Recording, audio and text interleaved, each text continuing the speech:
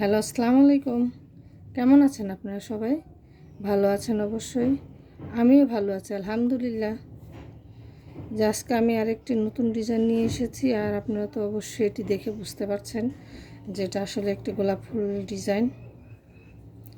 আর আমি গোলাপ ফুল ডিজাইনটা করার জন্য লাল কালার সুতা নিয়েছি, কারণ আমরা দেখেছি গোলাপ ফুল অনেক কালারই হয়, কিন্তু লাল কালারটা আর কি বেশি সুন্দর লাগে, সেজন্য আমি লাল কালারটা নিয়েছি।